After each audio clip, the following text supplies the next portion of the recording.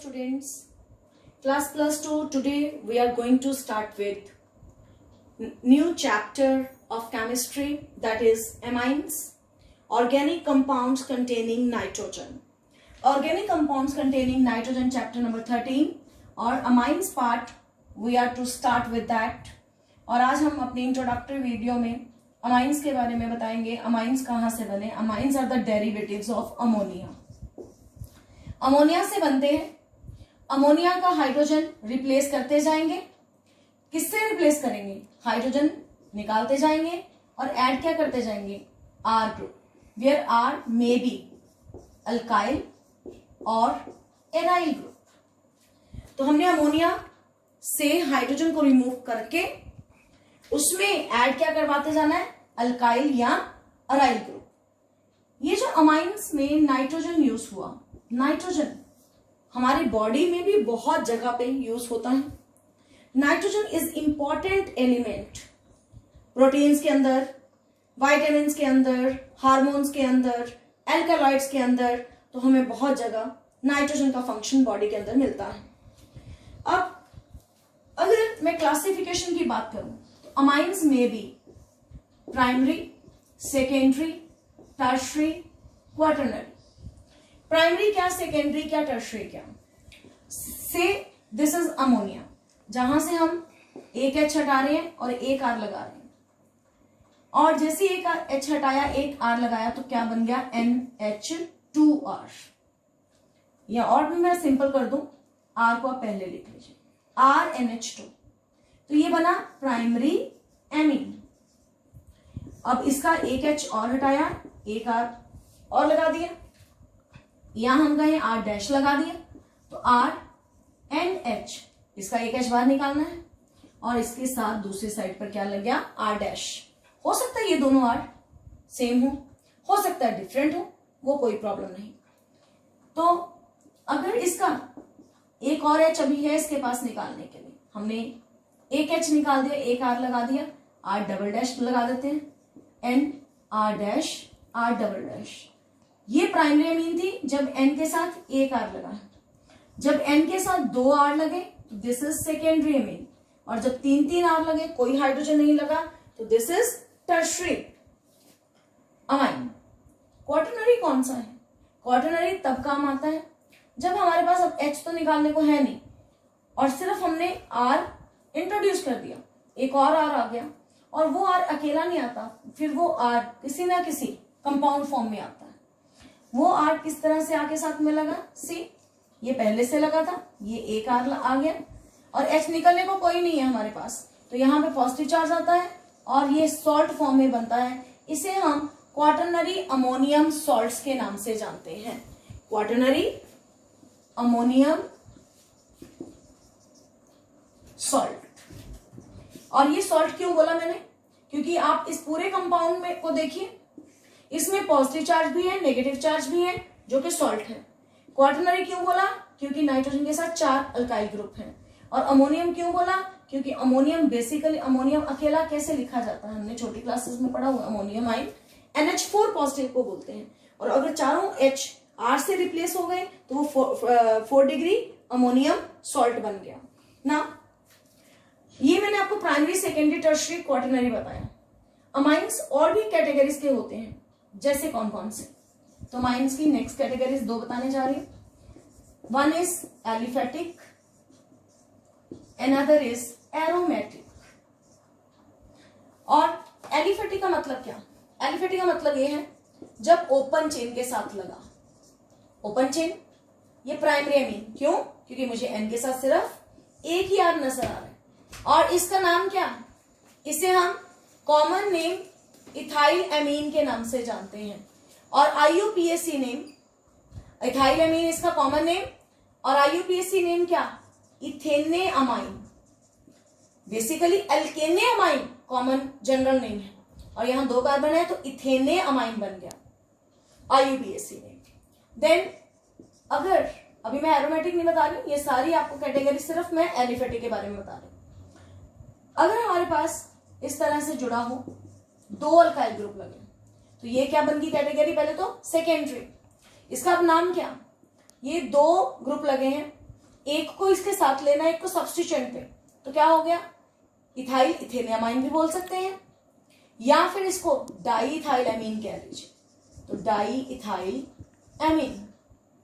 इसी तरह से टर्शरी वाले में हम 3 अल्काइल लगा के बता सकते हैं। नाउ एरोमेटिक क्या है, एरोमेटिक में सबसे सिंपल एग्जांपल, बेंजीन के ऊपर डायरेक्टली बेंजीन के साथ जुड़ा NH2, इसे हम एनिलीन के नाम से कॉमनली जानते हैं।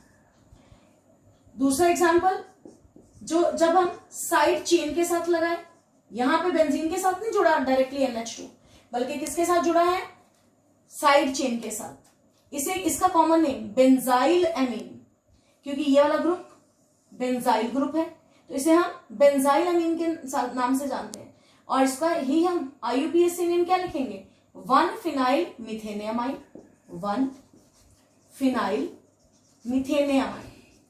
क्यों हमने ऐसे लिखा, क्योंकि ये कार्बन नंबर 1 और ये फंक्शनल ग्रुप है, इसको हम वर्ड रूट कहेंगे, और ये वाला पार्ट क्या बन जाएगा, सब्स्टिट्यूएंट, तो 1-फिनाइल मिथेनियामाइन।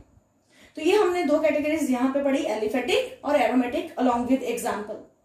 नेक्स्ट मैं आपको 2 कैटेगरीज और बताने जा रही हूं, सिंपल एंड मिक्स्ड। तो इसमें एग्जांपल देखिए, इट इज रिटन हियर, ये NH फंक्शनल ग्रुप हो गया। अगर दोनों साइड पे same number of carbon atom हो, 2 इधर 2 इधर, तो this is simple amine. Mixed amine में दोनों साइड पे कार्बन का नंबर डिफरेंट हो, तो that category is called mixed amine.